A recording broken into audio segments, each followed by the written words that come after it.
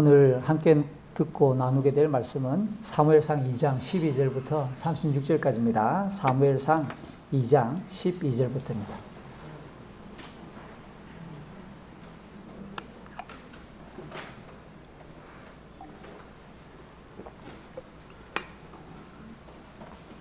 사무엘상 2장 12절부터 마지막 절 36절까지 제가 먼저 읽고요. 함께 나누어서 읽고 그 내용들을 살피겠습니다. 사무엘상 2장 12절 제가 먼저 읽습니다. 우리 초등부 친구들도 성경을 잘 펼쳐서 같이 읽어요. 2장 12절 엘리의 아들들은 나쁜 사람들이었습니다. 그들은 여호와를 두려워할 줄 몰랐습니다.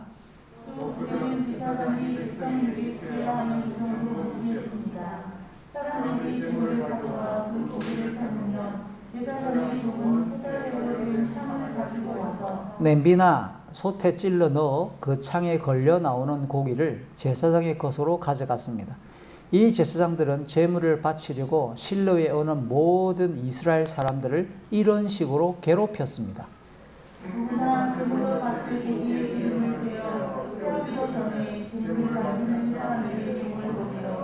제사장이 구워 먹을 고기를 주시오. 제사장은 삶은 고기를 좋아하지 않습니다. 날고기를 원합니다. 제물을 바치던 사람이 보통 때처럼 기름을 먼저 태우게 내버려 두시오. 그런 다음에 당신 좋을 대로 아무거나 가지고 가시오 라고 말하면 제사장의 종은 아니요, 지금 당장 그 고기를 주시오. 지금 주지 않으면 강제로 빼앗겠소 라고 합니다.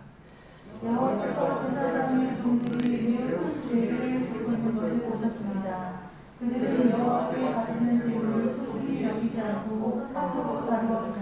그러나 사무엘은 여호와께 순종했습니다. 사무엘은 세마포로 만든 에봇을 입었습니다. 사무엘의 어머니는 제사장이 위해 남편과 함께 시로로 왔습니다. 사무엘의 어머니는 그때마다 자기 아들을 위해 작은 겉옷을 만들어 가지고 왔습니다. 엘리는 엘가나와 엘가나의 아내에게 한나가 기도하여 얻었다가 다시 여호와께 바친 사무엘을 대신해서 여호와께서 한나에게 다른 자녀를 주시기를 바라오 하고 축복해 주었습니다. 그리고 엘가나와 한나는 집으로 돌아갔습니다. 여호와께서는 한나를 도와주셨습니다. 한나가 아이를 낳게 해주셨습니다. 한나는 세 아들과 두 딸의 어머니가 되었습니다. 그리고 어린 사무엘을 사랑하면서 여호와를 섬겼습니다. 엘리는 나이가 매우 많았습니다. 엘리는 자기 아들들이 이스라엘 사람에게 하는 나쁜 일들을 다 들었습니다. 또 자기 아들들이 회막 앞에서 예배드리고 있는 여자들과 잠자리를 함께 한다는 이야기도 들었습니다. 엘리가 자기 아들들에게 말했습니다. 어찌하여 너희가 이런 나쁜 일을 하느냐? 내가 너희들이 한 모든 일들을 이 백성들을 통해 다 듣고 있다. 얘들아, 그러면 안 된다. 너희들에 대한 소문이 좋지 않다. 너희가 이 백성에게 죄를 짓게 만드는구나. 다른 사람에게 죄를 지으면 하나님께서 도와주실 수 있으나 여호와께 죄를 지으면 누가 구해줄 수 있겠느냐. 그러나 엘리 아들들은 아버지의 말을 들으려 하지 않았습니다. 그것은 이미 여호와께서 그들을 죽이려고 결심하셨기 때문입니다. 어린 사무엘은 점점 자라갔습니다. 그러면서 사무엘은 하나님과 백성을 기쁘게 했습니다. 하나님의 사람이 엘리에게 와서 말했습니다. 여호와께서 말씀하셨다. 나는 너희 조상 집안이 이집트의 파라오에게 유해고 있을 때 그들에게 나타났었다. 나는 그들을 이스라엘 모든 지파에서 뽑아 내 제사장이 되게 하였다. 나는 그들에게 내 제단으로 올라가 향을 피우고 에봇을 입게 하였다. 또 나는 이스라엘 사람들이 바치는 제물 중에서 얼마를 너희 조상의 집안이 가질 수 있게 해 주었다. 그런데 너는 왜 여호와께 바치는 제물과 상물을 더럽히느냐? 너는 나보다 내 아들들을 귀하게 여기고 이스라엘 사람들이 나에게 바치는 고기 중에서 제일 좋은 부분을 먹어 사주었도다. 이스라엘의 하나님 여호와께서 말씀하신다. 나는 전에 너와 내 조상의 집안이 영원토록 나를 섬기는 일을 맡을 것이라고 약속했었다. 그러나 지금은 여호와께서 이렇게 말씀하신다. 결단코 그렇게 하지 않겠다. 나는 나를 소중히 여기는 사람을 소중히 여길 것이고 나를 소중히 여기지 않는 사람은 나도 소중히 여기지 않을 것이다. 이제 너와 너희 조상 제국들을 멸망 너희 집안에는 오래 사는 노인이 없을 것이다. 너는 내 집에서 괴로움을 겪게 될 것이다. 이스라엘에는 좋은 일들이 있게 될 것이나 너희의 집안에는 노인이 한 사람도 없게 될 것이다. 나는 한 사람을 남겨놓아 내 제단에서 제사장으로 일하게 할 것이다. 그러나 그 사람은 너의 눈을 멀게 하고 너의 가슴을 아프게 할 것이다. 내 집의 사람들은 젊어서 죽을 것이다. 내가 너에게 겉으로 드러나는 표시 한 가지를 보여주겠다. 내 두 아들 홈리와 비나스는 같은 날에 죽을 것인데 내가 이것을 보고 나서야 내 말을 믿게 될 것이다. 나는 나를 위해 일할 성삼스러운 제사장을 뽑을 것이다. 그 사람은 내 말을 잘 듣고 내가 원하는 일을 할 것이다. 나는 그의 집안을 강하게 만들겠다. 그는 언제나 내가 그의 본왕 앞에서 제사장을 같이 읽습니다. 그때에 너의 집안에 남아있는 모든 사람이 그에게 와서 그 앞에 절하며 그에게 돈이나 먹을 것을 구걸할 것이다. 그들은 자신들이 먹고 살 수 있게 제사장으로 써달라고 말할 것이다. 아멘. 오늘 우리가 살아가는 시대를 지식 정보 시대라고 말을 합니다. 거창한 표현이지만 얼마나 많이 알고 있느냐, 얼마나 빨리 알게 되었느냐가 힘이 되어버린 시대입니다. 그러다 보니까 상대적으로 누군가에 비해 내가 모르고 있구나, 늦게 알았구나 라고 가슴을 치거나 스스로 안타까워하는 모습들이 종종 발생을 하죠.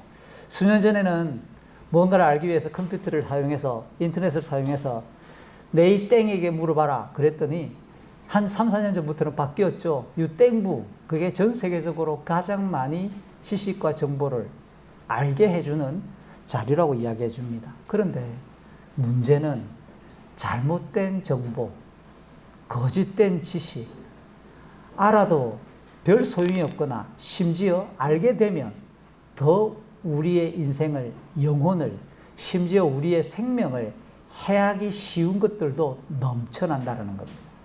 누군가 말했듯이 홍수가 나서 온 천지가 물인데 진작 마실 물은 없다. 콸콸거리며 흘러가는 냇가나 강물이 온갖 쓰레기와 흙탕물로 뒤덮여져서 물은 많으나 마실 물이 없는 것처럼 오늘 우리 시대가 많은 사람들이 알기를 원하고 알려주려고 하는 내용들이 넘쳐나지만 진짜 우리에게 필요한 내용이 무엇일까를 걸러주는 것들도 필요한 시대가 되었습니다. 성경은 요한복음 17장 3절에서 하나님과 예수 그리스도를 아는 것이 영생이다라고 우리에게 설명을 해줘요. 그런데 성경이 이야기하는 안다라고 하는 것은 지금까지 설명했던 것처럼 지식이나 정보의 차원을 뛰어넘습니다. 이 알다라고 하는 동사는 히브리어 구약에서부터 사용된 동사인데 그냥 내가 공부해서 알았다, 내가 경험을 통해서 알았다, 깨닫게 되었다가 아니라 이거는 서로 오랜 기간 동안 함께 말을 하고 생활하고 함께 있으면서 느끼게 되는 감정과 지식과 의지가 다 동원된 가장 친밀한 연합관계를 이 땅에서 표현해주는 부부관계를 설명할 때 똑같이 사용합니다. 결혼해서 남자와 여자가 부부가 되어서 함께 동침했더라라고 하는 표현에도 이 동사를 쓸 만큼 가장 친밀한 인격적인 알머의 관계를 표현할 때 안다라고 하는 단어를 쓰는데 그 말로 하나님을 그렇게 알아가고 예수 그리스도가 그렇게 누구인지를 알게 될 때 우리는 영생을 누리게 된다라는 겁니다. 조금 말을 다르게 표현해 보면 하나님과 예수님이 어떤 분이냐, 도대체 그분들은 무엇을 좋아하고 어떤 성품을 가지고 있는지, 하나님과 예수님이 도대체 어떤 일을 진행하시는지를 바르게 알고, 그래서 그 하나님과 예수님의 뜻이 무엇인지를 바르게 알아서 아는 것으로 그치지 아니하고 내가 거기에 맞추는 겁니다. 생각을 맞추고 행동을 맞추고 나의 물질과 내 힘을 그 하나님과 예수님의 뜻에 맞추어서 순종을 하게 되는 겁니다. 그러면 자연스러운 하나님과 예수 그리스도의 성품과 그분이 인생과 역사를 통치하게 된다는 사실과 하나님과 예수님이 가지고 있는 권능과 영광을 함께 공유, 와이파이 하는 거예요. 함께 공유하면서 내 속에 없던 것이, 내 속에 없던 영광이, 나에게 없던 새로운 힘과 은혜가 막 나에게 하나님과 예수 그리스도로부터 나에게 차고 넘치며 능력으로 다가오는 것. 이게 영생이다라고 가르치는 거예요. 특별히 하나님께서 만물을 창조하시고 그 만드신 만물들을 다스리는 것. 그걸 한자로 섭리라고 하죠. 섭리하시고 타락한 죄를 지었던 인간들을 그리스도 안에서 우리를 구원하시고 동시에 이 그리스도께서 이 땅에 다시 오셔서 모든 인생을 마지막으로 최후의 심판하실 내용들을 잊어서는 안 됩니다.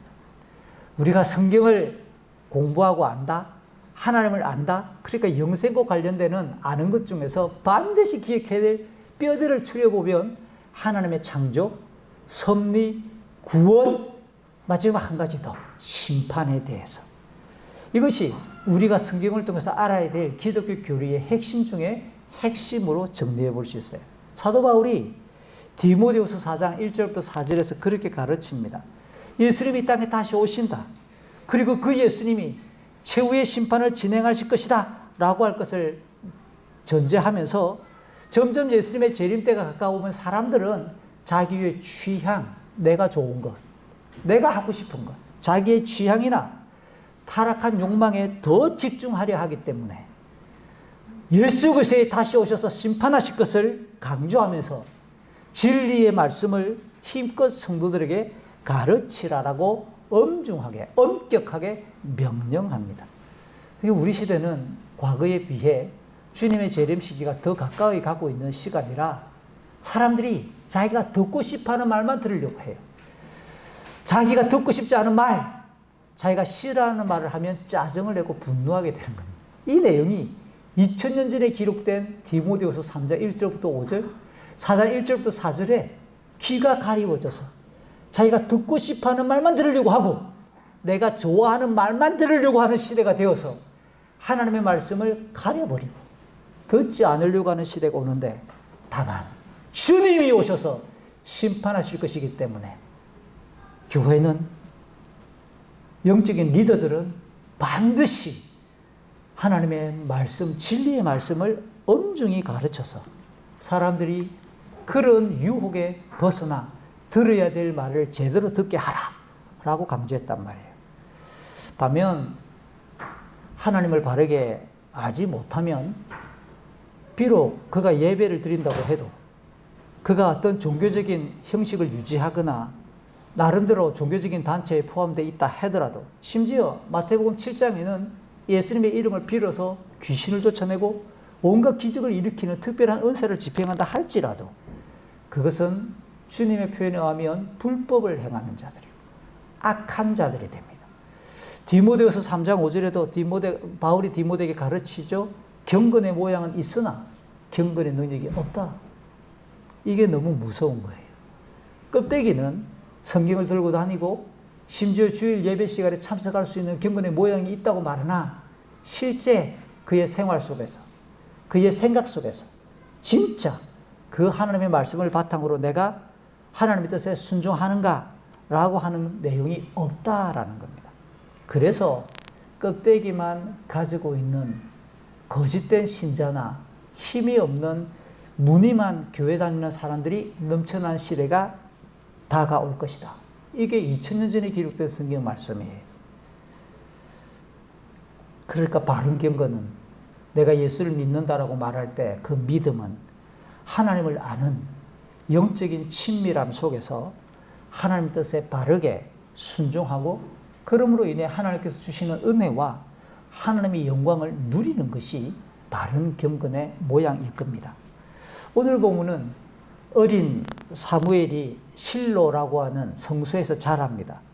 그런데 그곳에 함께 있으면서 이스라엘 전체의 영적인 지도자 역할을 하고 있던 당시 제사장들이 하나님을 알지 못한대요. 하나님도 알지 못하면서 제사장이 되어서 이스라엘의 지도자가 되어 있는 겁니다. 그래서 오늘 보면은 하나님을 알지 못하는 제사장들이 얼마나 불경건하고 악독한 만행을 저지르는지 여지없이 보여줍니다. 그럼에도 하나님께서는 아직 어린데 사무엘이 하나님을 섬기며 바르게 자라나고 있다라고 하는 내용을 가르치면서, 하나님께서 직접 하나님의 사람들을, 지도자들을 키우시는구나. 새로운 지도자를 하나님이 직접 준비하시고, 하나님이 시대 전체를 바꾸기 위해 하나님이 직접 일하시는구나 라고 하는 내용을 우리는 배우게 될 겁니다. 그래서 제가 앞서 이야기했던 것처럼, 디모데후서에서 이야기하는 것처럼 우리의 시대가 영적인 중심을 잃기 쉬운 마지막 시대예요. 가만히 있는 게 본전이 아니에요. 가만히 있으면 나도 떠내려가고 있어요. 가만히 있으면 나도 넘어져가지고 그냥 정신 못 차리고 넘어져 있다가 껍데기만 남아있는 모습으로 그렇게 살기 쉬운 시대란 말이에요. 그러니까 우리 시대에 더 정신을 바짝 차려서 하나님을 더욱 친밀하게 깊게 알아가면서, 이게 하나님의 말씀이구나. 성경이 가르치는 교훈을 더 우리의 가슴 중앙에 기둥처럼 딱 세우고 우리의 머릿속에 샘물처럼 날마다 흐르게 만들어서 우리가 참된 경건을 이어갈 시대가 되었구나. 싸움이구나. 영적인 전쟁이구나. 라고 하는 것을 함께 배웠으면 좋겠어요. 오늘 본문 앞에 이야기가 1장 21절부터 2장 11절까지의 내용을 제가 지난번에 함께 설교했었는데요. 그 내용을 압축하면 이렇습니다. 한나가 하나님의 특별한 선물로 태어난 사무엘이 젖을 떼자마자, 젖을 몇 살까지 먹을까요? 그래서 유대인들이 고대 세계를 보면 한 3살, 길어도 4살. 젖을 뗀다는 말이 그냥 엄마 젖을 안 먹고 밥만 먹는다라고 하는 의미를 좀 뛰어넘어서 엄마가 없어도, 물론 엄마가 있어야 더 안정적이겠지만 그래도 엄마가 없어도 기본적으로 살아갈 수 있을 만한 생물학적인, 육체적인 바탕이 되겠고, 다른 사람과의 관계를 형성하는 사회성이 그래도 기초적으로 발달하겠구나. 만 5세에서 6세쯤 되는. 그러니까 그래도 아직 어려요. 이제 초등학교 입학할까 말까 할 만한, 어린이집을 다니거나 아니면 유치원생쯤 될 만한 나이. 사무엘이 그 정도밖에 안 됐어요. 그러니까 아직 어린 거죠. 그런데 이 아직 어린 아이들을 실로라고 하는 곳에 있는 예배 처소인 성소에 엄마 한나가 데려다 놓아요. 그리고 하나님께 기도했다. 이게 2장 1절부터 10절까지 내용이었어요. 이 한나의 기도, 엄마의 기도가 어떤 내용이었을까요? 어린 아들을 두고 횡 하고 그다가 돌아가 버리는, 그래서 그 마음에 눈물이 나고 우리 아들 보고 싶은데, 이 엄마가 아들을 보고 싶어서 눈물이 막 나려고 하는 이런 엄마의 마음을 달래기 위한 기도일까? 아니면 아들을 혼자 두고 떠나기 때문에 이 아들이 어떻게 자랄 것인가? 어떻게 컸으면 좋겠는가? 이 아이를 위한 염려를 해소하거나 위로하기 위한 수준의 내용이었을까? 그런 내용이 전혀 안 나온다는 거예요. 이 한나의 기도를 살펴보면, 그 시대가 이스라엘 사회에서 하나님의 말씀보다 각자의 생각, 각자의 취향, 각자의 욕망, 각자의 의견, 각자의 감정이 앞서서 그렇게 살아가던 시대이기 때문에 영적으로 엉망진창이었다. 깜깜한 흑암의 시대였다. 사사시대를 가리키는 거죠. 그런 사사시대를 하나님께서 장차 완전히 끝을 내고 하나님이 직접 새로운 시대를 열어주시고 영적으로 깨어지고 새로워지는 영적인 갱신과 부흥의 시대를 하나님이 일으키시겠다, 아니 일으켜줬으면 좋겠다, 이런 소원과 하나님 앞에 그런 시대가 올 것을 예언하는 기도였어요. 그러니까 인생과 역사의 주권자이신 하나님께서 장차 이스라엘의 거룩한 자들을 집단적으로 공동체적으로 세우실 것이고, 그 중에 거룩한 왕을 세워주실 것이고, 기름 부으신 자 메시아를 세우시고 그를 강하게 하셔서 신령하고 거룩한 역사, 궁극적으로는 타락한 인간의 완전한 구원을 이루실 것을 노래한 것이 한나의 기도였어요. 왜 사무엘의 이름이 단 한 번도 나오지 않았을까? 어린 아들을 두고 떠나는 엄마가 어떻게 아들을 위한 이름이 한 번도 안 나왔을까? 그것은 이런 기도 속에 마음속으로는 어떤 내용이 포함됐을까요? 이 아이가 자라면 하나님이 이루어 가실 그 새로운 시대, 영적 부흥의 그 시대를 위해 이 아이가 쓰임받게 해주십시오. 그 한 줄이 깊이 엄마의 마음속에 기초처럼 뿌리처럼 깔려 있었겠지요. 이 한나의 기도가 이후 계속해서 읽어보면 사무엘에서 전체의 이야기가 흘러가는 뼈대가 되고 하나님의 완전하고도 온전한 주권 속에서 왕이 이스라엘을 다스리는 시대로 변화될 것을 예고하게 됩니다. 그러니까 이 한나는 자녀가 없어서 1장을 보면 너무 고통했고 절망스러웠어요. 그런데 불구하고 이 고통과 절망에 무너지지 않고 그녀의 믿음이 굳건하게 서 있었고, 하나님께서 특별하게 사무엘을 잉태하고 출산하게 하는 그 과정을 통해 하나님이 어떤 분인지, 그러니까 고통을 통해서 깨어져 버렸어요. 완전히 달라진 삶을 살면서 하나님이 누구인지, 하나님의 뜻이 무엇인지를 바르게 알아 하나님을 알게 되어서 그의 남은 인생이 완전히 하나님과의 친밀한 연합 속에서 하나님을 아는 삶으로 바뀌었다. 사랑하는 성도 여러분, 인생 속에서 누구나가 한 가지 이상 지우고 싶거나 드러내고 싶을 만한 고통이 있을 거예요. 가족에게 일어난 고통이든지 개인에게 일어난 고통이든지, 그 고통을 고통으로만 여겨버리면 의미가 없죠. 이 한나처럼 그 고통 가운데서도 믿음을 잃지 않을 때, 하나님이 어떤 분이신지를 알게 될 때, 그 하나님 앞에 이 고통과 절망을 가지고 나아갈 때, 하나님이 우리에게, 나에게, 우리 가정에게 이것을 원하시는구나. 그러면 그 선한 소원을 붙잡아야 돼요. 그 선한 소원을 개인과 가정의 지표로 삼으셔야 돼요. 그럴 때 하나님께서 일하시는 하나님 나라의 역사에 귀중한 물줄기를 탈 수 있고, 새로운 역사에 여러분이 주체적으로 능동적으로 달려갈 수 있다라는 교훈이었어요. 자, 이제 이어집니다. 오늘 본문 12절을 보니까 사무엘이 자라고 있는 그 당시에 실로의 성소에서 사역하고 있던 제사장들은 엘리라고 하는 대제사장의 아들들입니다. 2명의 아들들입니다. 쉬운 성경은 12절을 이렇게 번역했어요. 나쁜 사람이에요. 그들은 여호와 하나님을 두려워할 줄 몰랐어요. 이렇게 번역했지만 제가 보니까 약해요. 히브리 원어 성경 읽어보면 더 심각한 상황인데요. 그들이 나쁜 사람이라고 쉬운 성경이 번역했지만 뭐라고 되어 있느냐? 벨리알의 아들들이다. 벨리알은 성경에서 사탄의 별명이에요. 그러니까 직접 옮겨버리면 벨리알의 아들들, 사탄의 자식들, 마귀의 자식들이야. 이게 욕을 섞으면 마귀 새끼들이라고 번역을 한 거예요. 직접 사탄의 벨리알의 아들들이다 라고 표현했습니다. 이 벨리알의 아들들이라고 하는 표현이 구약 성경에 여러 번 나옵니다. 신명기 13장 14절, 사무엘상 10장 27절, 25장 17절, 열왕기상 21장 10절, 역대하 13장 7절 등에도 이런 표현이 여러 번 나오는데, 어떤 사람들에게 이런 표현을 썼을까? 그것은 하나님 나라의 가치가 없다. 정말 무가치하다. 없었으면 좋겠다. 괜히 있어가지고 엉망이네. 차라리 없었으면 좋겠는데 무가치한 사람들.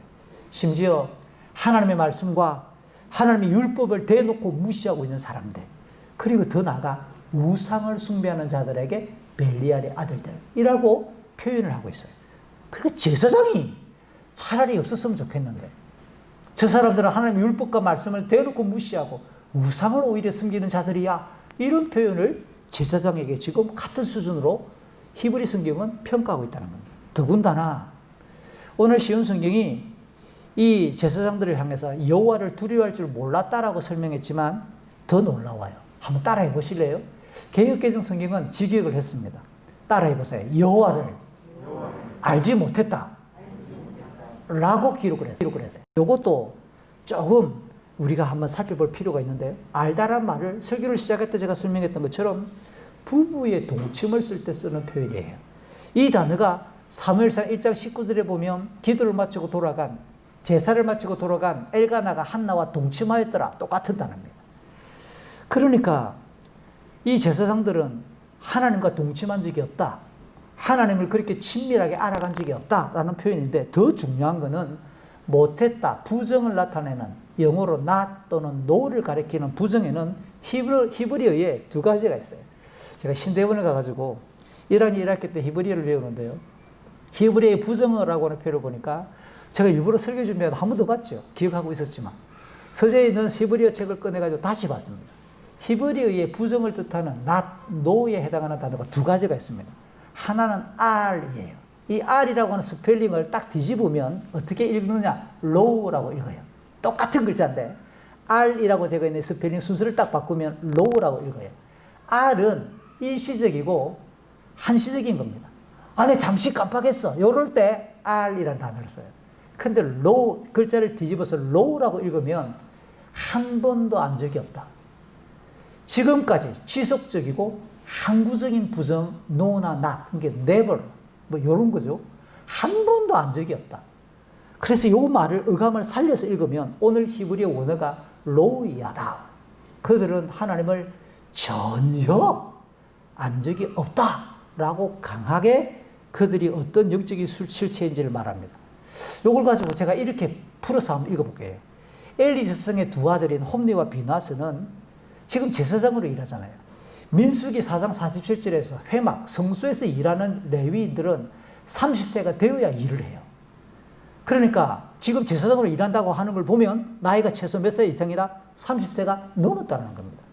30세가 넘어서 공식적으로 제사장으로 일을 하고 있는데 이들은 지금까지 단 한 번도 하나님을 인격적으로 만난 적이 없다. 단 한 번도 하나님을 전인격적으로 제대로 예배를 드려본 적이, 제대로 하나님을 믿은 적이 단 한 번도 없다는 거예요. 제사장의 아들이면서 어릴 때부터 교회를 다녔으면서 어릴 때부터 주일 되면 아빠 손잡고 교회당에 왔으면서도 하나님을 인격적으로 만난 적이 단 한 번도 없고 하나님을 자기 스스로 자기 마음을 들여서 내가 하나님께 예배하고 싶다 스스로 그런 마음을 가져본 적이 단 한 번도 없다. 그러니까 결론적으로 하나님의 말씀을 온전히 믿지도 않고 제사 제도에 대해서도 가볍게 이해하겠죠. 우리 아버지 하는 거 내가 봤으니까 이렇게 하면 되겠지. 습관적으로 제사 순서는 이러니까 이렇게 진행하면 되는 거 아니야? 습관적으로 진행하는 거예요. 그래서 쉬운 성경은 이렇게 번역했죠. 하나님을 두려워하지 않았다. 하나님을 알지 못하니까 그는 하나님이 어떤 분인지에 대한 심판에 대한 생각도 없어. 하나님이 있으면 좋고 없어도 되고 그저 그런 거야. 그러니까 하나님에 대한 감각이 없고 하나님을 두려워하지도 않았음이 분명한 거예요. 자, 이런 제사장들이 어떻게 제사를 드렸을까요? 이어지는 13절부터 17절은 하나님을 알지 못하는 제사장들이 하나님께 드리는 제사를 대수롭지 않게 여길 뿐만 아니라 자기의 탐욕, 욕망, 욕심을 채우는 수단으로 어떤 만행을 저질른지를 세 가지를 통해서 오늘 본문을 찬찬히 읽어보면 발견하게 돼요. 첫 번째는 이 가만히 성경 읽어보니까 13절, 14절, 15절 이렇게 내용이 나와요. 누군가가 제사를 드리기 위해 짐승을 끌고 옵니다. 제물을 가지고 옵니다. 그리고 그 제물을 삶습니다. 삶는데 자기 종을 보내가지고 그 자기 몫을 챙겨가기 위해 창을 들고 고리를 들고 오는데 고기를 푹 찔러서 가져가야 되니까 살이 세 가지 갈래로 되어 있어요. 세 가지 갈래로 되어 있는 창이나 고리를 고기 삶는 소단에다가 푹 찔러 넣어서 걸려 나오는 고기는 그냥 내 거 하고 가져가 버린다는 거예요. 여러분 이게 재밌는 게 창을 찔러 나오는데 레위기나 그 어느 율법에도 어떤 형태의 창이나 고리를 만들라는 내용이 없거든요. 그런데 기본적으로 고기를 가져가기 위해 제사장이 오늘 본문에 등장하는 것은 포크가 살이 세 개로 되어 있어요. 고리든 직선으로 되어 있는 것든 간에 세 살구로 되어 있다. 이거는 특별 제작했다는 뜻입니다. 더 많은 고기를 가져가기 위해 하나로 되어 있는 젓가락처럼 하나로 되어 있는 걸 푹 찔러면 그만큼 걸려 나올 텐데 이 가지가 세 개로 되어 있는 걸 찔러 넣었어. 그러면 어디든지 찔러 나오고 다칠 거니까 많이 가져가기 위해 특별 주문 제작한 삼지창 또는 세 살로 된 고리를 가지고 있다. 율법에는 레위기 7장 31절부터 36절의 내용은 제사장이 가져가야 될 몫이 정해져 있습니다. 번제는 제사장이 가져갈 수가 없어요. 완전히 태워버려야 돼요. 전체를 다. 그래서 태울 번자, 다 태운다는 제사예요. 그런데 속죄제, 속건제, 화목제는 특별히 화목제를 기준으로 속죄제와 속건제도 역시 마찬가지인데 짐승 중에서, 제물 중에서 가슴 부위, 그리고 오른쪽 넓적다리, 허벅다리 쪽에 되어 있는 것만 제사장의 목적으로 지정을 해놨어요. 이게 레위기 7장 31절부터 36절의 내용입니다. 그런데 오늘 본문에 보니까 율법에 기록되어 있는 이 내용을 뛰어넘고 세 살로 되어 있는, 세 가지 갈래로 되어 있는 창을 특별 주문 제작해가지고 찔러 넣어서 아무거나 나오는 대로, 많이 나오면 많이 나온 대로 통째로 다 나왔다, 다 들고 가는 거예요. 이게 부위를 막론하고 더 많은 양을 탈취해 갔다. 얼마나 욕심꾸러기고 욕망덩어리입니다. 게다가 두 번째, 여러분 이들의 탐욕과 만행은 그냥 몇 번에 걸쳐서 한두 번에 잘못된 것으로 그치지 않아요. 고기를 삶는 그릇을 총망라합니다. 역시 쉬운 성경이 조금 아쉽게 번역했는데요. 쉬운 성경은 냄비나 소채 이렇게 나오죠. 그런데 히브리 성경은, 그리고 개역 성경도 히브리 성경을 문자적으로 바로 직역을 했습니다. 제물의 크기에 따라, 여러분 레위기를 보면 제일 작은 짐승의 제물은 산비둘기, 집비둘기. 산비둘기, 집비둘기 해봐야 주먹만 하잖아요. 산비둘기, 요거는 뭐 큰 가마솥 필요 없잖아요. 그 다음 어린 양, 염소. 그렇죠? 그 다음 더 큰 제물로 가면 송아지. 점점 제물의 크기가 다양해요. 제물의 크기가 다양하단 말은 제물을 삶을 그릇도 다양하겠죠. 그래서 오늘 쉬운 성경은 그냥 간단하게 냄비나 솥 두 종류로만 말을 했으나 히브리 원어 성경을 보면 네 가지로 말합니다. 큰 솥, 큰 냄비, 냄비. 이거는 제물의 크기에 따라 네 가지 종류의 제물을 삶는 그릇이 성소에 비치되어 있다는 겁니다. 그런데 이 네 가지를 다 히브리 원어 성경은, 그리고 개역 성경은 언급을 하면서 이렇게 실로에 오는 모든 사람들에게 제사장은 똑같이 했더라. 그러니까 한두 번 잘못한 게 아니라 이 탐욕스러운 만행, 악행을 멈추지 않고 지속적으로 항상 늘 그 짓을 했다라고 고발하는 거예요. 마지막, 심지어 제물에 기름을 태우기 전에도 종을 보내가지고 오늘은 우리 제사장이 삶은 고기를 두 자로, 우리 초등부 친구들 뭐라 그래요?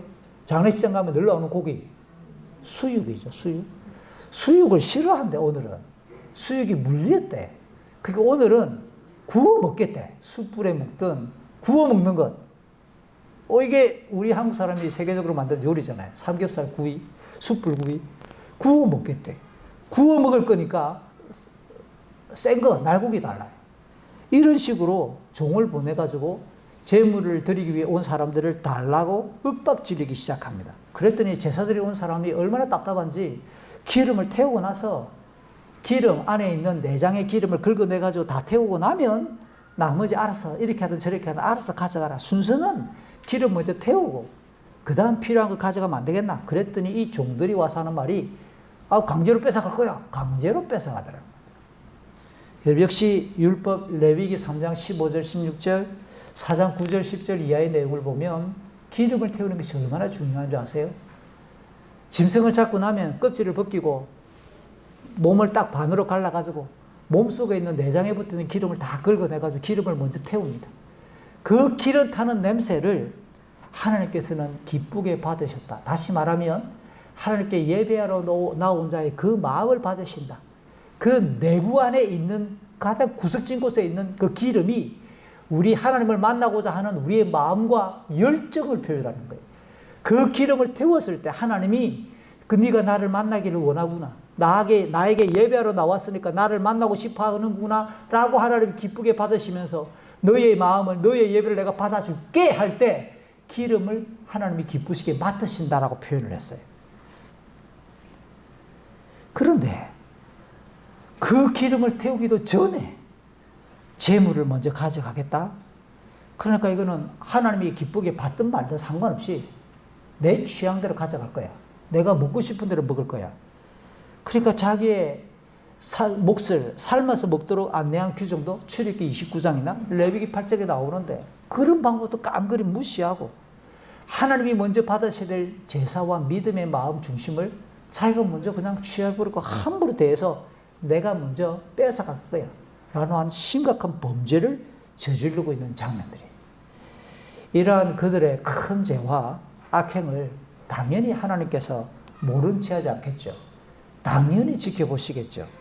그래서 쉬운 성경은 이게 약간 쉬운 성경을 왜 이렇게 번역했을까 좀 의아하긴 한데 17절에 보면 제사장의 종들이라고 번역을 했지만 이 단어를 히브리어 보면 그 소년들이라고 되어 있어요. 그러니까 그 소년들, 정관사가 붙어 있는 걸로 봐서는 종들이야 제사장이 시킨 대로 했을 거니까 근원적으로 올라가면 제사장들이라고 하는 사실을 지정해 주고 있습니다. 제사장들이 이런 나쁜 짓을 당연히 저질렀고 왜 소년이라고 번역을 직접 썼을까요?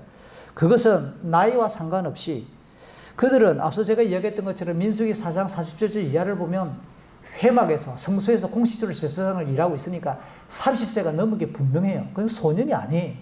그리고 4장을 보면 4장 15절 19절에 보면 그 사람들이 이미 결혼도 했어요. 그리고 아버지 제사장 엘리 제사장이 나이가 많았어요.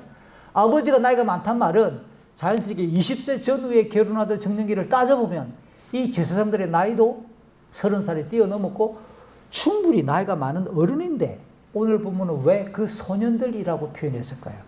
그만큼 하나님 보시기에 이들은 나이와 상관없이 영적으로 미숙하고 어리석으며 하나님 앞에서 철부지 아이와 같은 나쁜 난동을 피우고 있다라고 말하면서 나이가 많았을지라도 영적인 아이에 불과한 소년이다라고 표현을 해줬습니다. 근데 이 소년들로 번역되는 이 단어가 뜻이 하나 더 있는데요.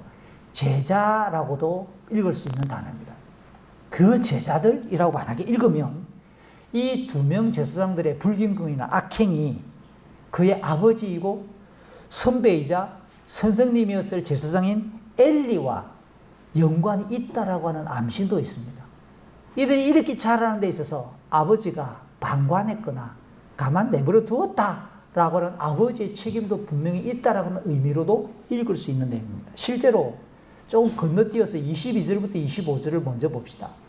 22절부터 25절의 내용은 아버지인 엘리 제사장이 두 아들을 훈계하는 장면이 나옵니다. 그리고 역시 아무런 영향력이 없는 실상을 소개해 주는데요. 우선 엘리의 나이가 매우 많다라고 알려줌으로써 이 나이가 많다란 말은 구약 성경에서 굉장히 중요한 설명입니다. 왜냐하면 레위기 19장 32절에 센 머리가 하얗게 센 어른들이 나이가 많은 어른이 오면 일어서서 고개를 조아리고 그를 이렇게 존경하라, 존중하라라고 하는 말이 나옵니다. 왜 나이가 많은 머리가 하얗게 센 어르신들을 존경해야 될까요? 그것은 상식적인 겁니다. 그가 그렇게 오랜 기간 인생을 살아오면서 하나님을 만나고 하나님의 말씀대로 살아오면서 인생을 통해서 하나님이 무엇을 원하는지를 제대로 알았었기 때문에 하나님의 지혜가 있는 인생이라는 사실을 전제하면서 나이가 많은 어른들, 하나님을 알아왔던 그 인생 전체의 경륜에 대해서 존중받아야 함을 강조하는 겁니다. 이 나이가 많다라고 하는 표현을 명사로 바꿔버리면 우리가 잘 아는 단어로 똑같은 글자예요. 장로라고 하는 뜻입니다. 그러니까 장로라고 하는 히브리의 뜻이 나이가 많다는 뜻이에요. 유대 사회에서 나이가 가장 많은 어른이 그 말의 지도자가 되는 거예요. 재판이 일어날 때 지도자의 한마디, 어른의 한마디가 하나님의 말씀, 율법을 녹여내는 적용이 되는 거예요.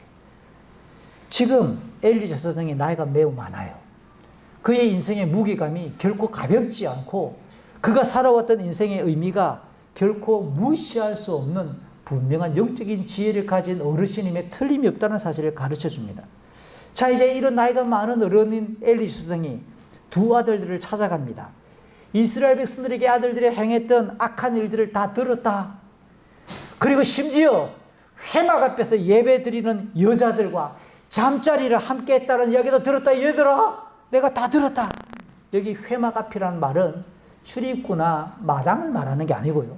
구약성경을 찬찬히 읽어보면 회막 앞은 성소 안에 천막을 통해서 커튼을 통해서 안에는 지성소, 바깥 공간은 성소를 가리킬 때 이 성소를 회막 앞이라고 말하는 겁니다.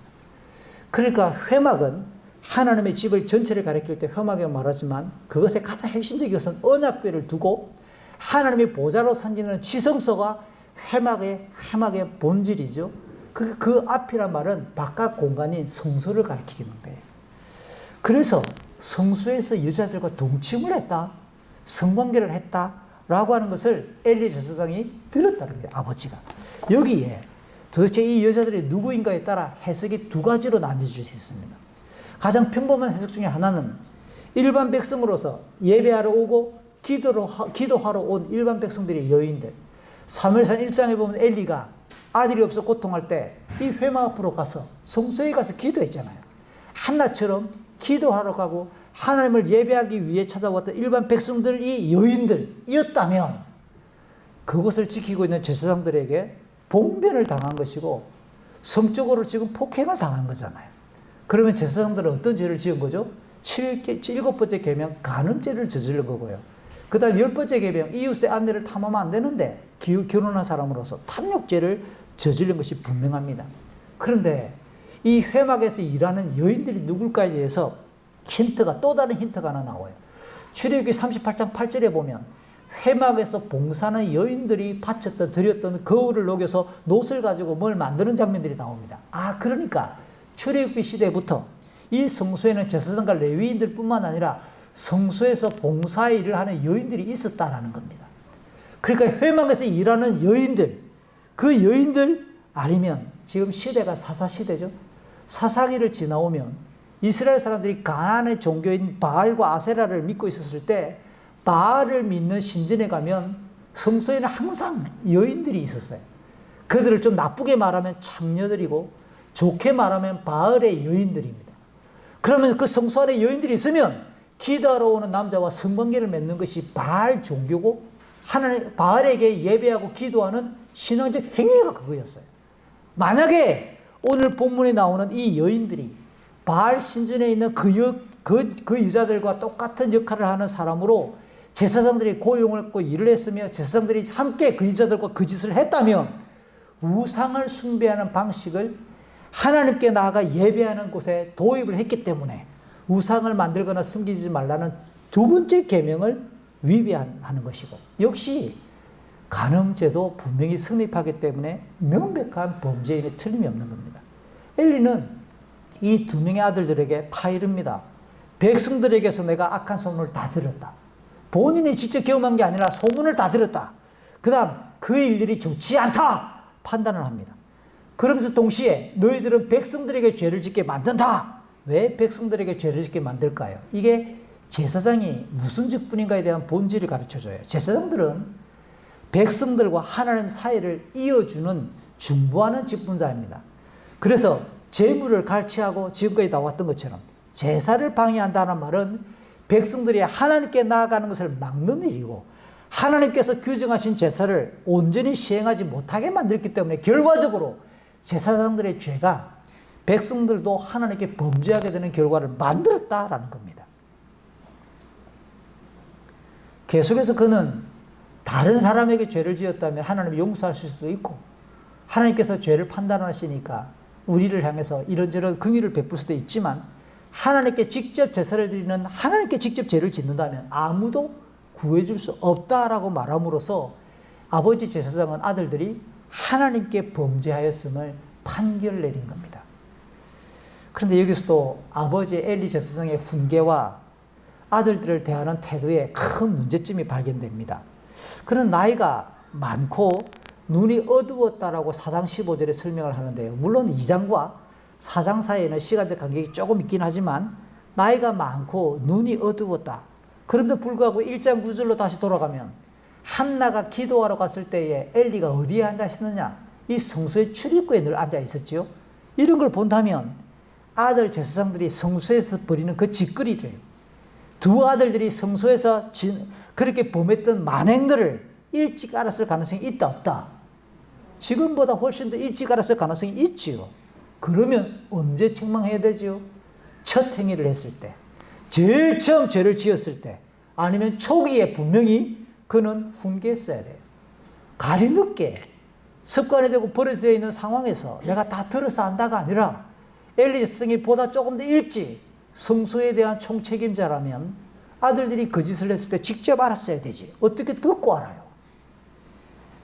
만약에 아버지가 처음에 그 잘못을 저질렀던 것을 알고 두 아들을 강하게 책망했는데 두 아들들이 아버지 제사장의 말을 듣지 않았어. 훈계를 듣지 않았으면 아버지가 할 수 있는 그 다음 조치가 뭘까요? 파면시켜야 되는 거예요. 너 옷 벗으라고. 그런 식으로 할 것 같으면 내려놓으라고. 진짜 봐줄 문제가 아니라 너는 제사장이 되면 안 된다고. 옷을 벗게 되는 거예요. 아버지의 양심이 아니라 제사장의 신앙 양심을 가지고 너는 옷을 벗으라고. 사실은 참 이 말하면서 무겁습니다. 목사가 돼서 과연 나는 언제 옷을 벗어야 될까? 목사 안수를 받고 후세대교회 담임 목사로 위임받는 그때 제가 우리 후세대교회 성도들에게 위임 인사를 하면서 그랬습니다. 위임이란 말이 제 의사와 성도들의 의사가 반하지 않는 이상은 계속해서 담임할 수 있다. 법이 정해놓은 만 70세까지 그것을 상징하는 담임할 수 있는 자격과 기회가 성도들의 신임에 의해서 주어진 것을 위임이라고 하는데요. 그 인사말을 할 때 제가 그랬습니다. 당연히 기간이 넉넉하게 주어지지만 저는 오늘부터 떠날 준비를 하고 시작하겠습니다.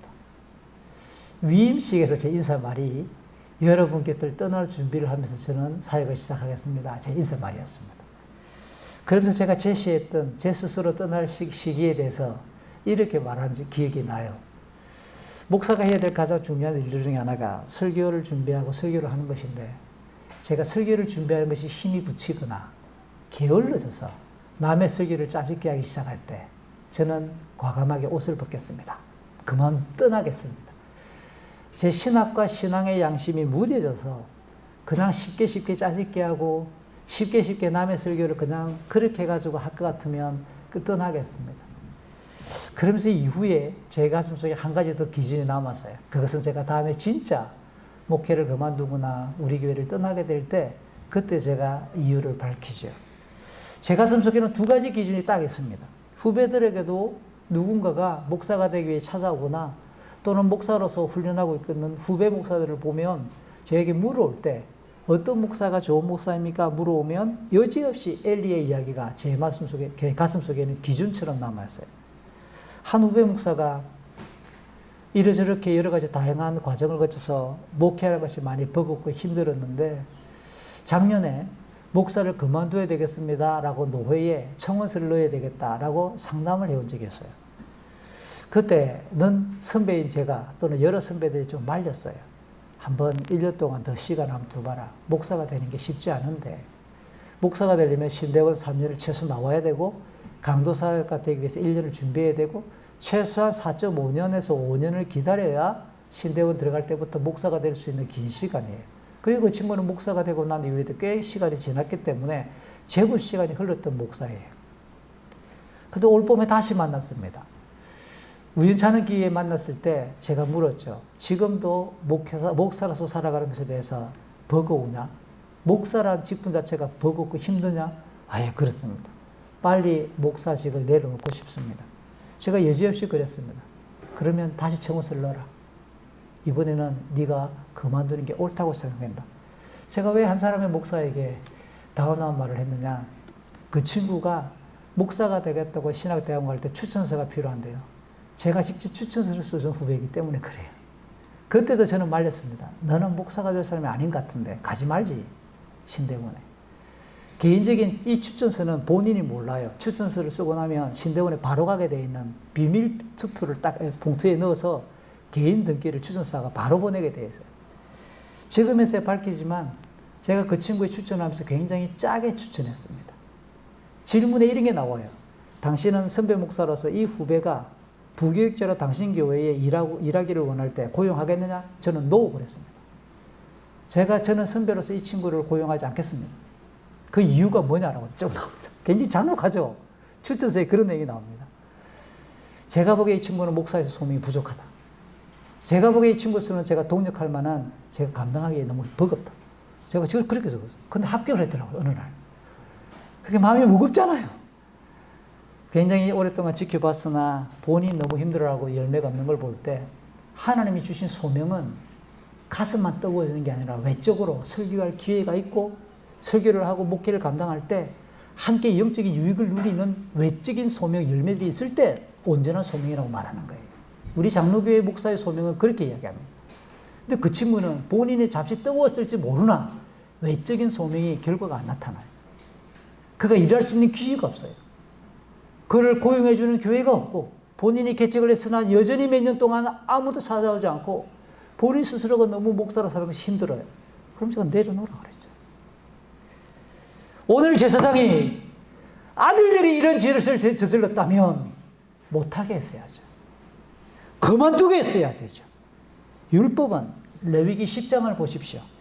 제사장의 직분이 하나님의 말씀을 기준 삼아 목숨을 걸어야 될 만큼 엄중하고 작은 실수라도 행하지 않도록 포도주나 독주를 결코 입에 대지 말고 성소에서 일하도록 규정하고 있어요. 하나님께서 받으실 만한 깨끗한 제물인지 아닌지 부정한지를 구분할 수 있는 최후의 기준자, 그게 제사를 진행하는 제사장이어야 되는데 오늘 엘리 제사장들은 그 모든 기준을 무너뜨리고 있는 거예요. 엘리는 오늘 본문 뒤에 나오는 29절이나 4장 18절을 보면 하나님보다 자기 아들들을 더 사랑해서 지나친 관용을 베풀었어요. 아들들이 범죄하여 그렇게 탐욕 가운데 취해온 고기를 한 끼 뜯어먹어 살쪘어요. 그러니까 엘리 제사장은 직무태만에다가 아들들이 지은 탐욕의 죄에 함께 가담한 똑같은 죄를 범하고 말았다는 결론입니다. 물론 아들들은 엘리 아버지의 말을 과연 들었을까요? 하나님도 두려워하지 않는데 과연 아버지를 두려워하겠느냐는 거예요. 역시 신명기 21장 18절, 20절, 21절에 보면 신명기 21장 그 내용을 보면 아버지 어머니가 하나님을 대신해서 하나님의 교훈에 입각해서 뭔가 지혜를 바탕으로 가르치고 경고할 때 듣지 않으면 완고하게 고집을 피우면 그를 돌로 쳐서 죽이라고 이야기합니다. 그러니까 아버지 어머니는 눈에 보이는 하나님을 대신하는 영적 권세를 가지고 있는 직분자예요. 사랑하는 우리 자녀들 잘 들으세요. 결혼하지 않은 우리 처녀들도 잘 들으십시오. 부모님이 기도하면서 타이르는 이야기를 하나님 말씀처럼 듣는 자가 경건한 자예요. 신명기 21절은 그런 부모의 말을 듣지 않는 완고한 자는 돌로 쳐서 죽이라고 되어 있습니다. 그러니까 오늘 엘리 두 아들들은 아버지가 이렇게 권하는 것을 듣지 않는다라는 것은 돌에 맞아 죽을 만한 범죄입니다. 자, 오늘 본문에 드러나는 엘리의 두 아들들의 죄를 십계명을 가지고 정리 한번 해볼까요? 십계명을 가지고 과연 어떤 죄를 저질렀는가? 한번 정리해보죠. 이들은 제일 처음 12절에 하나님을 알지 못했고 하나님을 두려워하지 않았으니까 하나님만을 신실하게 믿고 신앙하도록 규정한 1계명 위반, 맞죠? 1계명부터 위반이에요. 두 번째, 가나안 우상의 종교를 도입해서 만약에 성소의 여인을 고용했고 가나안 여인과의 동침이 성적인 스캔들이 아니라 종교적인 스캔들이라고 한다면 2계명 위반이에요. 그리고 아버지의 훈계를 멸시했으니까 부모 공격을 이야기하는 5계명 위반이에요. 그 다음 또 이미 결혼한 제사장들이 다른 여인과 함께 동침했으니까 7계명 위반이 분명하고, 그 다음 또 하나 더, 하나님께 드려야 될 제물, 그리고 백성들이 가져온 제물을 자기 목 이외의 것을 취했으니까 도둑질에 해당하니까 이건 8계명 위반. 마지막 10번째 계명, 남의 물건을 탐내고 여인을 탐내지 말라고 이야기하는 10계명 탐욕을, 제물을 탐내고 여인을 탐내었으니까 10계명 위반. 제가 지금 설명한 대로 하면 10계명 중에 6개를 위반한 거예요. 하나를 위반한 것만 해도 중대한 죄인데 실로 어마어마한 죄를 한꺼번에 저질렀던 내용을 우리는 살펴봤습니다. 그러므로 하나님께서는 이들을 죽이기로 결정하시는 겁니다. 안타깝게도 하나님을 전혀 알지 못하던, 인격적으로 만난 적도 없고 제대로 신앙을 해본 적이 없는 제사장들이 진행하는 제사와 이들의 사역은 그들 자신에게 악영향을 끼쳤을 뿐만 아니라 제사를 드리러 온 백성들과 그들이 포함되어 있는 언약사회 전체와 시대 전체의 영적인 암울함과 악행을 대표하면서 하나님의 징벌을 예고하게 되었다는 겁니다. 한편 오늘 본문 중간에 끼어있는 18절부터 21절은 이런 타락한 제사장들의 횡포와 범죄의 모습들 사이에 한나와 사무엘의 모습이 비록 짧은 내용이지만 강하게 대조적으로 설명되고 있어요. 하나님을 알지 못했던 제사장들과 달리 어린 사무엘은 여호와를 섬겼다라고 하는 똑같은 단어가 11절, 물론 앞선 본문이지만, 그리고 오늘 본문 18절, 그리고 다음에 살펴보게 될 3장 1절 똑같은 단어가 3번에 걸쳐서 어리지만 사무엘이 하나님을 섬겼습니다라고 똑같이 반복해서 강조해줘요. 그에게 어머니 한나는 매년 가족의 제사를 드리러 이 실로를 방문할 때마다 엄마 한나는 세마포로 만든 에봇과 작은 겉옷을 지어와 사무엘에게 입혀주었어요. 세마포 에봇은 제사장들이 성소에서 일할 때 입는 공식적인 복장으로 출애굽기 39장이나 그리고 사무엘상 22장 등의 제사장을 상징하는 옷이 에봇이잖아요. 그리고 에봇 밖에 걸치는 소매가 폭이 넓고 길게 무릎 발목까지 끌게 만들었던 옷단을 길게 늘어뜨렸던 옷이 바로 겉옷인데, 역시 이 겉옷도 제사장의 위엄과 제사장의 그 하나님 앞에서의 엄정한 직분을 대표하는 옷입니다. 특별히 이 겉옷은 사무엘상을께서 읽어보면 15장 28장에서 어른이 된 사무엘의 복장을 특징하는 옷이 겉옷으로 드러납니다. 지금까지 한나가 어떤 여인인가, 어떤 믿음을 가지고 왔는가라고 하는 내용을 유추해서 짐작해 본다면, 매년 가족 제사를 드리러 1년에 한 번씩 올라오는 그 때를 이 한나는 기다리면서 이제 사무엘을 만나고 집으로 가면 1년 뒤에 또 만나러 옵니다. 그러니까 아들의 몸을 딱 손으로 자기 몸으로 가슴으로 딱 재어보겠지요. 그러면서 내년에 만나게 될 아들을 딱 생각하면서 사무엘과 실로의 성소와 조국 이스라엘의 영적인 상황을 하루도 빠지지 않고 기도했겠지요. 한나는 1장 2장에서 기도하는 여인이었으니까. 특별히 사무엘의 몸의 성장을 가늠하면서 이쯤 자라겠지, 해마다 한 뼘씩 자라는 거 보니까 요만큼 자라겠지, 그러면서 아들을 생각할 때 아들이 입어야 될 옷을 위해 한 땀 한 땀 에봇과 겉옷을 지으면서도 비록 어리더라도 하나님 앞에서 경건하게 자라기를, 악한 제사장들의 모습을 본받지 않기를, 하나님께서 특별한 섭리 속에서 이 아들이 경건하게 하나님께서 기뻐하시는 모습으로 자라기를 충분히 기도했겠지요. 그렇다면 해마다 엄마 한나가 지어오는 그리고 입혀주는 에봇과 겉옷은 기도의 산물이고 경건한 이 엄마의 소원과 갈망의 작품으로 표현할 수 있을 겁니다. 이를 하나님께서 당연히 엄마의 기도를 들으셨기 때문에 사무엘의 저자는 21절 끝에서 소년 사무엘이 하나님 앞에서 자랐다, 하나님 앞에서 자랐다, 성소에서 자랐다, 제사장들 앞에서 자랐다가 아니라 하나님 앞에서 자랐다라고 기록함으로 이들이 하나님께서 직접 키우고 계신다라고 나와요. 쉬운 성경은 여호와를 섬겼다라고 의역을 한 거로 조금 아쉽지요. 하나님 앞에서 사무엘이 자랐다고 표현합니다. 이런 한나의 수고를 엘리 제사장도 기억하고 잘 알았으므로 한나를 축복합니다. 하나님께서 이 사무엘을 대신해서 또 다른 자녀를 주기를 원한다. 그랬더니 진짜 여호와 하나님께서 한나에게 3명의 아들과 2딸을 더 선물로 주셨다는 겁니다. 그리고 또한 26절에 보니까 어린 사무엘이 점점 자라나는데 이 표현이 중요해요. 하나님과 사람을 좋게 했더라, 기쁘게 했더라 라고 안내함으로 왜 사람들도 좋게 했을까요? 하나님도 좋게 하고 사람도 좋게 했더라. 이게 제가 설명했던 제사장직입니다. 이 사무엘이 자라면서 하나님과 사람들 사이를 참되게 연결시켜주는 참된 중보자가 되겠구나, 참 정직하고 충실한 제사장으로 자라겠구나 라고 하는 것을 우리에게 짐작해 해주는, 하나님도 좋게 하고 사람도 좋게 해주는 사람으로 자란다.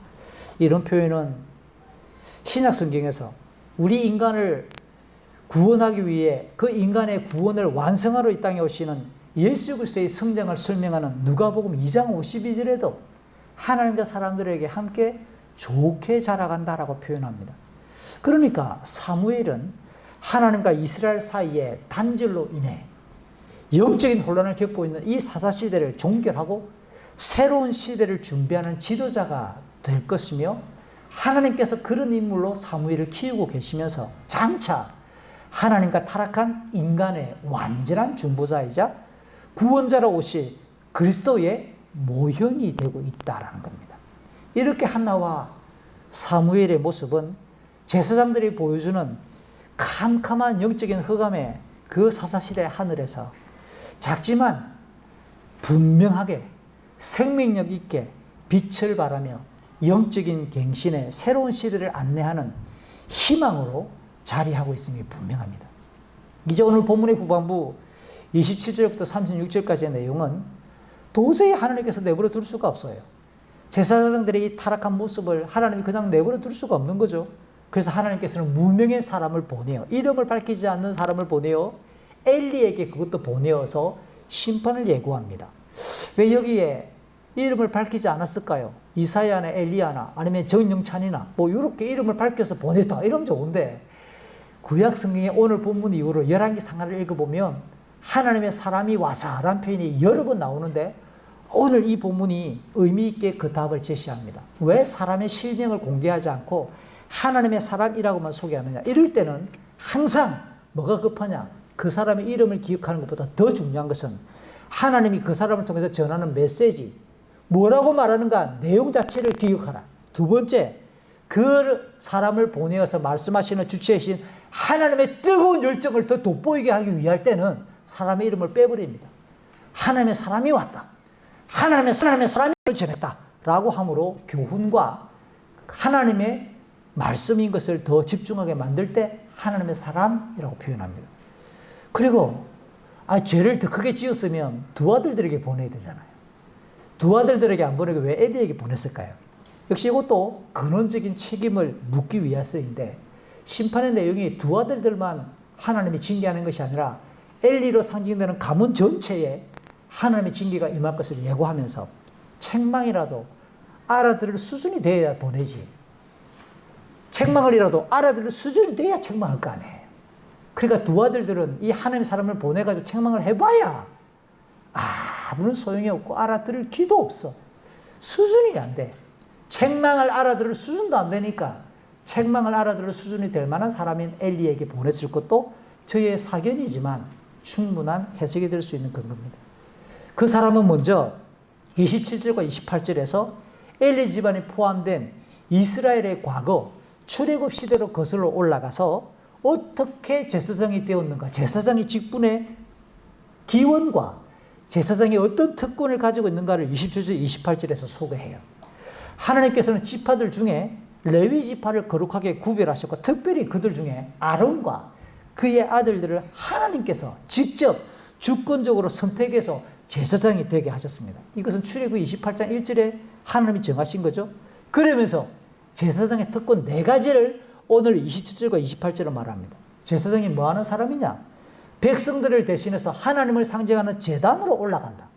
백성을 대신해서 하나님께 올라간다. 첫 번째, 백성을 대신하는 겁니다. 두 번째, 백성들의 기도를 모아서 백성을 대신해서 하나님께 기도를 상징하는 향을 피운다. 백성들의 소원을 하나님께 대신해서, 백성들을 대신해서 하나님께 소원을 알려드리는 향을 피우는 사람이다. 세 번째, 그러면 백성들을 대신해서 하나님께로 갔으니까 하나님의 응답을 소개해야 되죠. 하나님을 대신해서 하나님의 뜻을 알게 하는 우림과 둠민을 가슴팍에 보관하는 옷인 에봇, 이게 레위기 8장 8절에 나옵니다. 에봇은 그 안에 우림과 둠민을 보관할 수 있는 주머니가 달려있어요. 우림과 둠민은 하나님의 뜻이 무엇인지를 알려주는 도구예요. 그러니까 하나님을 대신해서 하나님의 뜻을 백성들에게 알려주는 그 에봇을 입어요. 그 다음 백성들이 하나님께 바치는 제물의 일부를 몫으로 받는 사람으로 제사장이에요. 이 4가지지만 정리를 하면 제사장이 하는 일은 하나님께로 비롯된 신령한 직분으로서 주권이 사람이 정한 게 아니라 하나님께로부터 주어진 신령한 직분이에요. 백성들을 대신해서 하나님께 나가고 하나님을 대신해서 백성들에게 하나님의 뜻을 전달하는 사람. 그러니까 하나님과 백성 사이를 연결시켜주는 중보자, 도와주는 사람, 그것이 제사장의 본질이고 특권이며 영광이라고 소개했어요.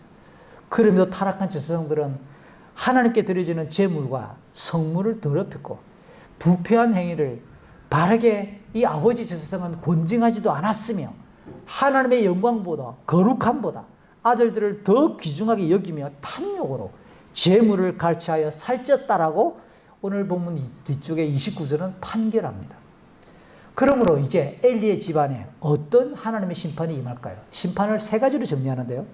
첫 번째 심판이 30절과 31절입니다.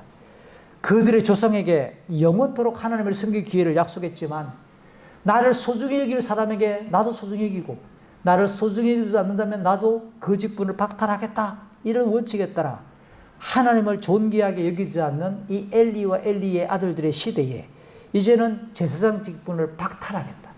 그 특권을 박탈해버리겠다. 오래 사는 노인도 없어질 것이다 라고 말합니다. 그럼 도대체 누구에게 하나님이 이런 약속을 했을까요? 민수기 25장 10절부터 13절에 가면 이스라엘 사람들이 40년 광야를 거의 막바지에 이르렀을 때에 이스라엘 사람들이 출애굽 이후 광야에서 범죄합니다. 우상을 섬기며. 그때 아론의 손자 제사장인 비느하스가 창을 들고 죄를 지은 사람에게 창을 던져 찌름으로 하나님의 심정으로 심판을 내렸어요. 그때 하나님께서 이 비느하스에게 너의 후손이 영원토록 제사장 직분을 이어가게 될 것이다 라고 약속하는 장면이 민수기 25장 10절부터 13절입니다.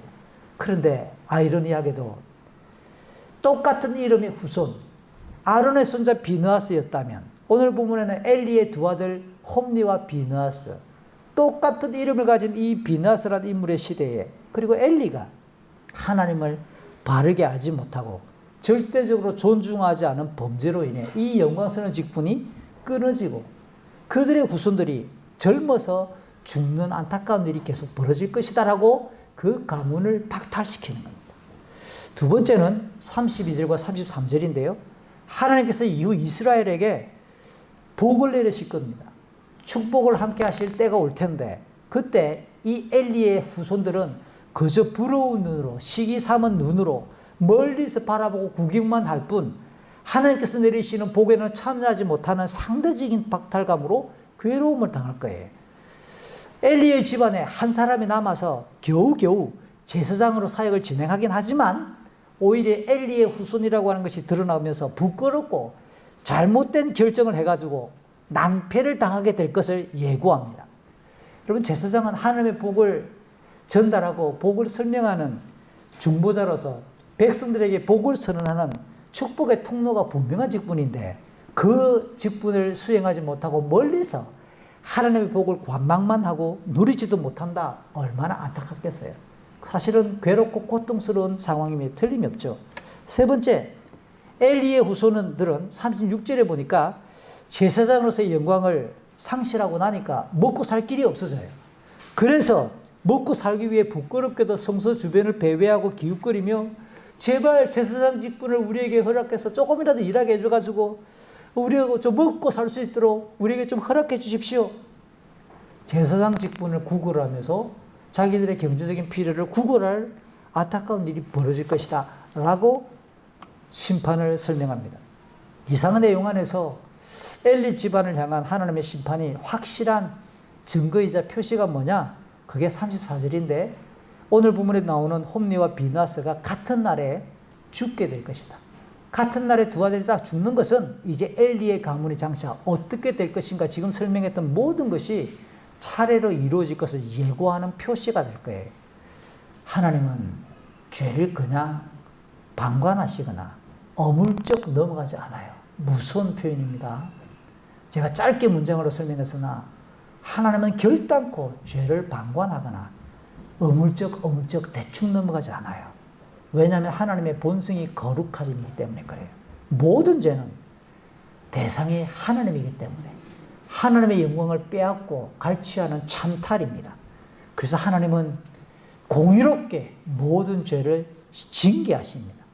다만 타락한 인간을 구원하시는 사랑과 용서의 본성을 가지고 계시는 하나님이시기 때문에 오늘 본문을 차근차근 읽어보면 35절, 36절 놀랍게도 엘리 집안을 심판하시는 결정문 안에 어떤 심판이 임할 것인가 그 예고문 안에 그 가문을 대체할 충실한 제사장을 하나님이 직접 준비하시겠다는 내용도 35절, 36절에 끼워 넣으므로 어떤 직분자가 연약하고 악해서 그 일을 계속 수행할 수 없을지라도 하나님의 직분 자체를 없애지 않죠.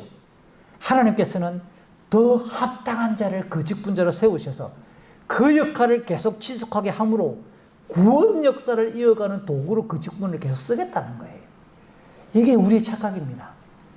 우리도 교회를 함께 개척을 하고 구성해 왔으나 한국 교회 안에 여러 직분들이 문제가 있으니까 세우지 말자라고 결정했으나 사실은 그는 임시적인 결정이어야 되는 거예요. 직분자가 어리숙해서 잘못해서 그러면 합당한 구조와 합당한 정책과 합당한 자를 세워 나가는 게 하나님의 뜻이에요. 그러니까 여러분 2000년 동안 역사 안에서 교회 역사 안에서 이단들 중에 하나는 기존의 교회가 문제가 많으니까 다 없애버리자 그러면 질서를 없애버리고 우리끼리 따라 해보지 뭐. 무정부 형태의 이단들이 많아요. 지방교회나 여러 이단들의 특징을 보면 직분 싹 다 없앱니다. 목사도 없애고 장로도 없애고 호칭을 전부 형제로 불러요. 근데 그들 중에 설교하는 사람은 다 들어가면 설교하는 게 아니라 설교하는 사람 몇 사람만 정해놔. 그럼 너는 그들을 뭐라 부르는데? 그냥 뭐 설교 형제. 설교 형제를 우리는 교회는 주님이 목사라고 부른 건데 똑같네 뭐. 호칭만 안 할 뿐이지. 이게 인간의 타협이고 연약함이에요. 오늘 제사장이 잘못하니까 제사장 직분은 없애지 않잖아요. 그게 충실한 제사장을 일으키잖아요. 여러분 이게 겸손함이에요. 겸손하게 하나님의 일하심과 은혜와 복의 도구들을 그것까지 없애버리는 것이 어리석음이에요. 하나님께서 엘리 집안 대신에 친히 세우실 충실한 제사장, 그는 누굴까요? 하나님의 말씀에 귀 기울이며 하나님께서 기뻐하시도록 사역을 진행할 것이고 하나님께서 그의 집안을 강하게 만들고 하나님께서 기름 부어 장차 세우실 왕 앞에서 제사장으로 일할 것이라고 오늘 본문은 알려줘요. 아직 왕이 없던 시대입니다. 사사기 21장 25절. 그런데 하나님께서 한나의 기도 2장 10절에 나왔던 것처럼 왕을 직접 언급하십니다. 하나님이 직접 기름 부어 왕을 세우실 것을 예고하고 그 왕을 경건하게 보좌할 만한 제사장을 준비하시겠다. 그 제사장은 엘리 집안의 후손이 아니래요. 그래서 오늘 본문은 심판과 함께 구원이 동전의 양면처럼 동시에 진행될 하나님의 일인 것을 알려줍니다. 그러면 이후 구약 성경을 사무엘 열왕기상하를 차근차근 읽어 나가다 보면 엘리의 후손으로서 제사장직을 수행하면서 파면되는 자가 누굴까요? 다윗의 시대에 제사장으로 활약하다가 솔로몬이 왕이 되는 일에 가담하지 않고 다른 아들이 왕이 되는 일에 가담했다가 사무엘상 22장 20절 다윗 시대는 제사장으로 분명히 일을 했어요. 그러다가 열왕기상 2장 27절에 보면 솔로몬 시대에 파면당하는 자가 나와요. 아비아달. 근데 열왕기상 2장 27절에 아비아달을 뭐라고 설명하느냐? 엘리의 후손 아비아달 이라고 그가 잘못된 결정에 잘못된 역사에 가담해서 결국 파면당하는 부끄러운 이름으로 엘리의 이름이 재등장합니다. 그러면 이 아비아달을 대신해서 솔로몬 시대에 충실한 제사장 역할을 감당하는 사람, 역시 다윗 시대를 거쳐서 아비아달과 함께 사역을 진행했고 솔로몬의 왕위 계승이 하나님의 뜻인 것을 제대로 알아 솔로몬의 왕이 되도록 도왔던, 그리고 이후에 대제사장의 가문으로 견고하게 그 이름이 찬란하게 빛을 내며 이어지는 열왕기상 2장 35절 이하를 보면 이 충실한 제사장은 사독이라는 사실이 드러납니다. 비록 엘리 당대의 사람들은 이 먼 훗날의 이야기를 알 수 없을지라도 하나님의 심판과 구원의 역사는 하나님의 시간표대로 어김없이 진행되는 사실을 구약을 통해 알게 되죠. 오늘 본문을 쭉 살펴보았어요. 오늘 본문을 이렇게 정리해 볼 수 있습니다. 하나님을 알지 못함으로 불경건하고 악한 제사장들이 사역하던 실로의 성소 상황은 사사시대 말기 이스라엘의 영적 현실을 그대로 보여줍니다. 그럼에도 한나의 믿음, 어린 사무엘의 모습은 자기 백성의 죄악을 그냥 하나님이 방치하거나 모른 채 하지 않으시고 하나님께서 새로운 인물을 직접 준비하시고 영적 갱신과 부흥의 역사를 열어가신다는 것을 우리에게 가르쳐 주죠. 이를 통해 하나님을 바르게 아는 것이 무엇보다 중요하구나, 참된 믿음이며 바른 경건의 핵심이라는 사실을 알게 돼요. 우리는 어느 시대보다 답답하고 고통스러운 1년을 보냈습니다. 그러면서도 수년 전부터 계속 우리 한국 전체의 교회의 영적인 기상들을 살펴보게 될 때마다 마음이 무거워지고 자주 섞인 표현으로 한국 교회를 우리도 똑같이 비아냥거렸던 것도 사실입니다. 하나님께서 주권적으로 우리 시대를, 이 고통의 시간들을 한국 교회를 새롭게 하실 것을 소망하는 것까지 우리가 내다버리는 것은 우리도 우매한 짓일 거예요. 하나님을 안다라는 것, 그것은 그분과의 친밀함을 지속하고 하나님의 창조와 섭리와 구원과 심판을 기억하면서 신명기 6장 4절 5절에 모세를 통해 가르쳐 주는 것처럼 마음과 뜻과 힘과 목숨을 다해서 그 여호와 하나님을 사랑하는 거 아니겠어요? 그러면 하나님을 사랑한다라는 표현을 요한복음 14장 21절에서 적용해 본다면 하나님의 말씀을 인생의 절대 표준으로 정하는 겁니다.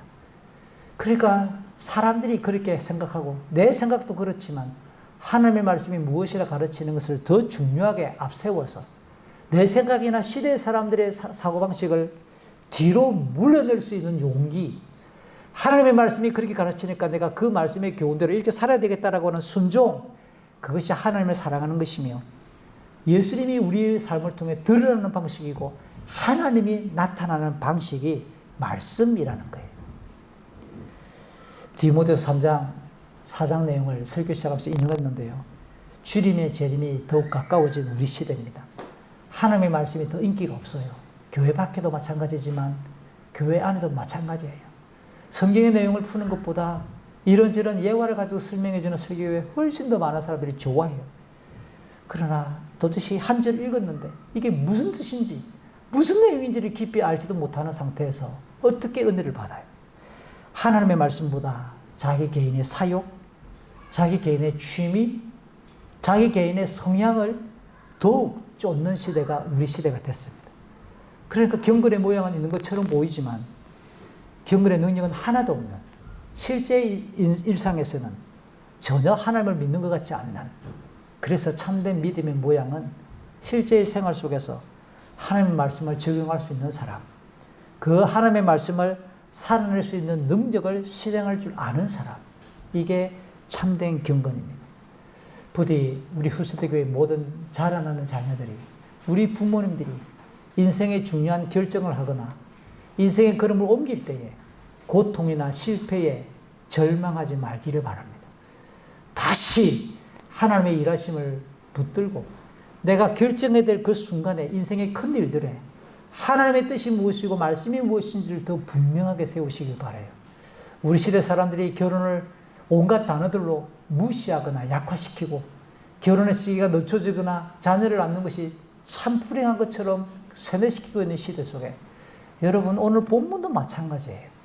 하나님은 가장 중요한 구원 역사의 도구로 결혼과 가정을 사용해요. 오늘 아버지의 말을 가짜게 여기는 두 아들들, 그러나 엄마가 기도하며 그렇게 키우고 있는 이 아들을 통해 새로운 역사가 진행된다잖아요. 하나님께서 무엇을 중요하게 여기시는지, 무엇을 우리에게 요청하시는지 잘 정리할 수 있었으면 좋겠습니다. 기도합시다.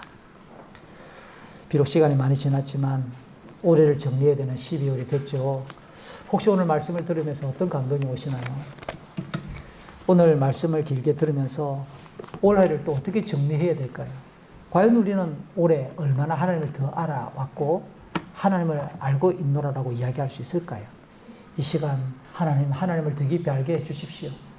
주의 말씀을 더 깊이 내 인생의 분명한 좌표로 삼고 절대표준으로 삼게 해주십시오. 내 욕망이나 취향이나 기쁨보다 내 성향보다 하나님의 뜻을 더 중요하게 앞세울 수 있게 해주십시오. 이 시간 같이 한번 잠시 기도하겠습니다. 하나님 아버지, 우리를 불쌍히 주시고 하나님을 알지 못하는 지성들의 만행 속에 그 시대 전체가 어두워져 버리고 하나님의 영광을 가리워버리는 어처구니 없는 현실을 봅니다. 주님, 우리의 삶이 그러하지 않게 하여 주옵소서. 하나님을 두려워하며 하나님을 깊이 신앙하고 주의 말씀을 우리의 절대 나침반 삼을 수 있도록 도우시기 원합니다.